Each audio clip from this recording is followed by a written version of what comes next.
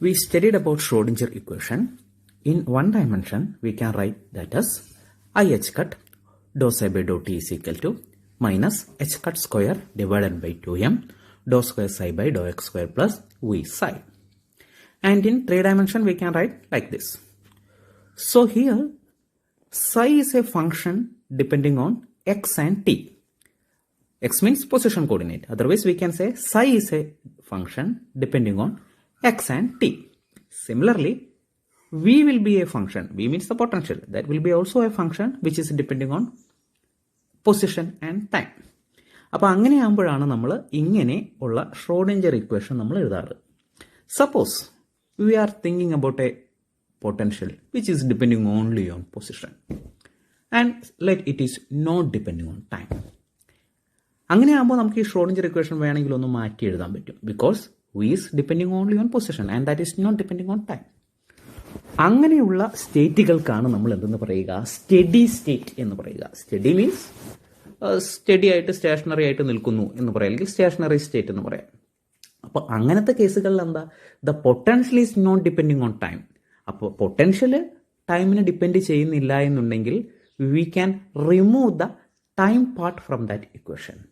So those types of equations are named as steady state Schrodinger equation, or we can write that is thus the time independent Schrodinger equation.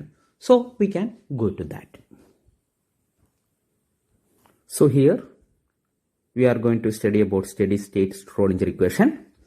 Here the condition is that potential depends only on time, and we can represent the wave function of the particle as the product of position part and time part, and it can be represented as psi of x t is equal to u of x e raised to minus I e by h cut t.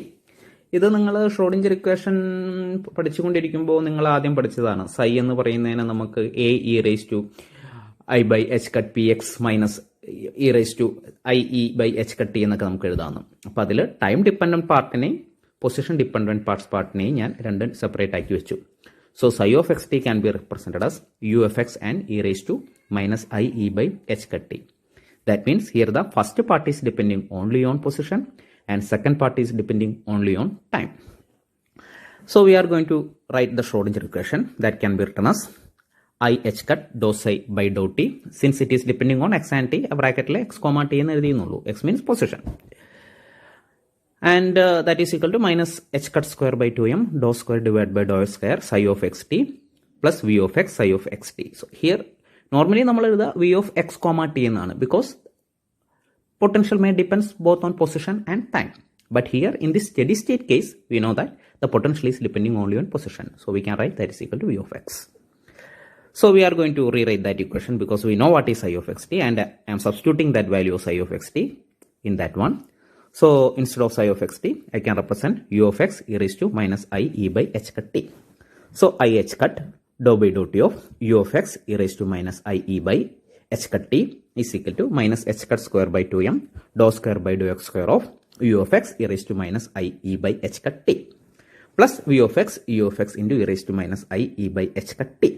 It's okay. So here we just write that equation like this, and here you know that we are going to the left hand side. So that is a differential on time, isn't it? So here in that case the position part may be taken as a constant because the differential is on time. So I am taking that u of x out of from that.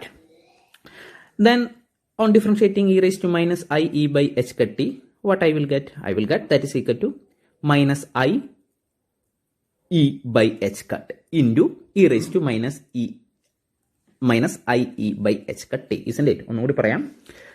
അവിടെ d by dx of e raised to ax എന്ന് വെച്ചാൽ എന്താ, a into e raised to ax, isn't it?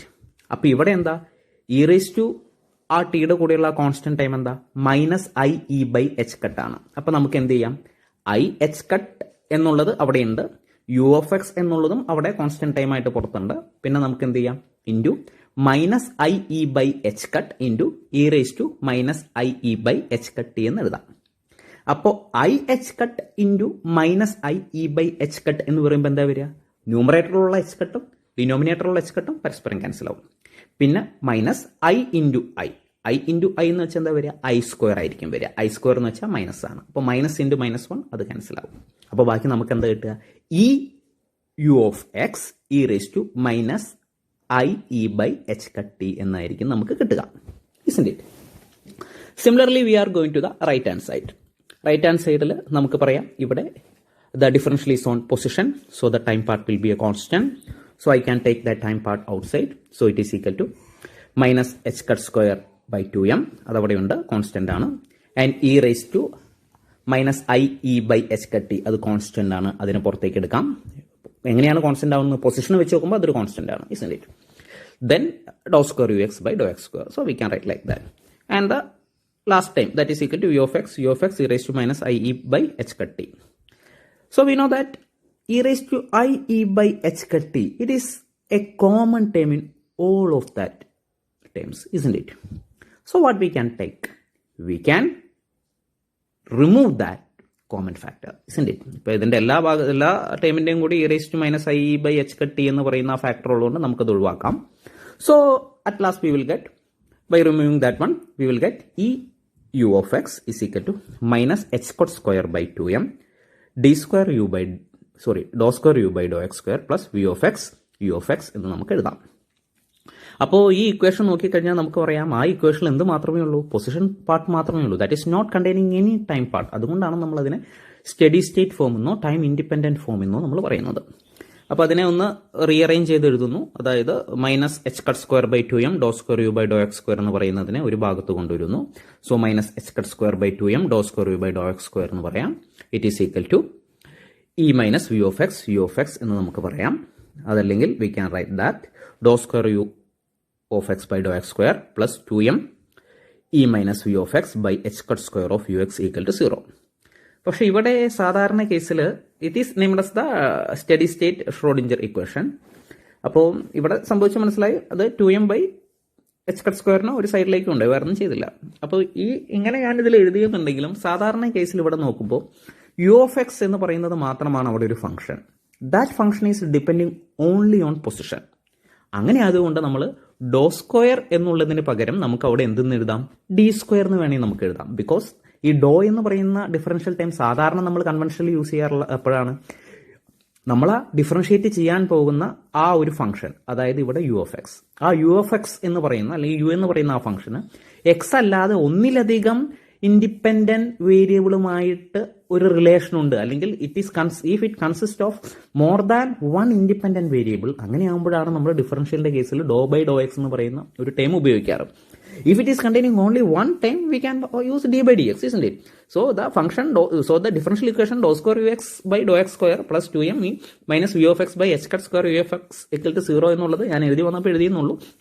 നമുക്ക് സത്യത്തിൽ അങ്ങനെ എഴുതുന്നതാണ് നല്ലത്.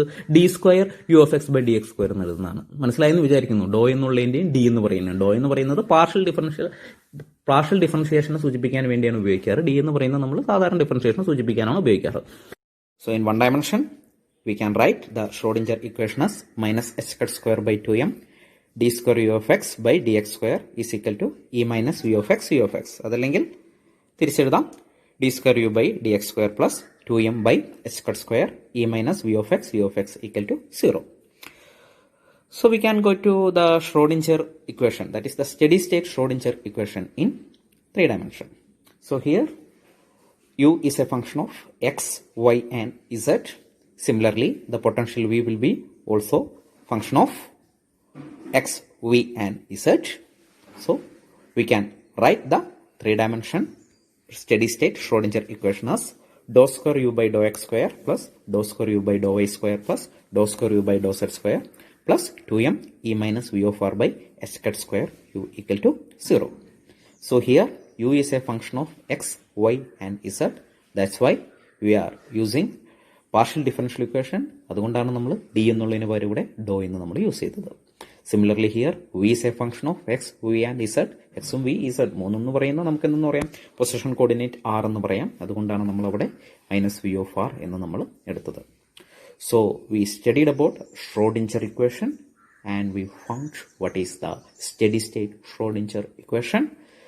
In one dimension നമ്മൾ പഠിച്ചു ഇനി 2 ഡയമെൻഷൻ ആയിരുന്നുണ്ടെങ്കിൽ ഇതിൽ ഏതെങ്കിലും ഒരു ടൈം ഉണ്ടാവില്ല, doh square U by doh Z square ഉണ്ടാവില്ല. അങ്ങനെയാണെന്നുണ്ടെങ്കിൽ നമുക്ക് 2 dimensional study state Schrodinger equation ആയിരിക്കും കിട്ടുക.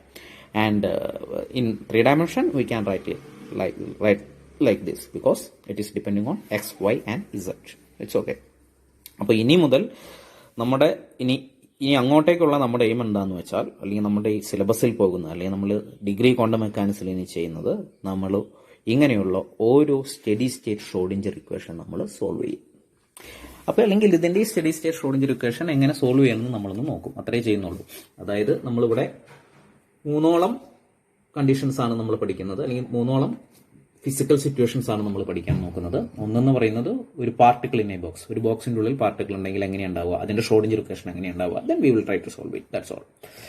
Then we will study about harmonic oscillator. Harmonic ഓസിലേറ്ററിന്റെ ഷ്രോഡിഞ്ചർ ഇക്വേഷൻ എങ്ങനെയുണ്ടാവുക എന്ന് നമ്മൾ നോക്കും. അതായത് സ്റ്റഡി സ്റ്റേറ്റ് ഇതാണെങ്കിലും പാർട്ടിക്കിൾ ഇൻ എ ബോക്സ് ആണെങ്കിലും ഹാർമോണിക് ഓസിലേറ്റർ ആണെങ്കിലും അതിന്റെ പൊട്ടൻഷ്യൽ എങ്ങനെയുണ്ടാവുക എന്ന് നോക്കും. അത് ഈ പൊട്ടൻഷ്യൽ ടൈം ഇതിലേക്ക് സബ്സ്റ്റിറ്റ്യൂട്ട് ചെയ്യും. Then we will get a Schrodinger equation. Then we will solve it, that's all. Similarly we will try to solve the hydrogen atom. Hydrogen ആറ്റത്തിന്റെ ഇലക്ട്രോണിന്റെ കേസിൽ എങ്ങനെയാണ് അതിന്റെ ഷ്രോഡിഞ്ചർ ഇക്വേഷൻ ഉണ്ടാവുക. Then how can we solve it, that we are going to study that from here. അതുകൊണ്ട് ഇതുവരെ പഠിപ്പിച്ച ഈ 4th ചാപ്റ്ററിലുള്ളത് വൃത്തിയായിട്ട് പഠിക്കുക. എന്നിട്ട് മാത്രം ഇനി അടുത്ത ഭാഗത്തേക്ക് നമുക്ക് പോകാം. It's okay. Thank you.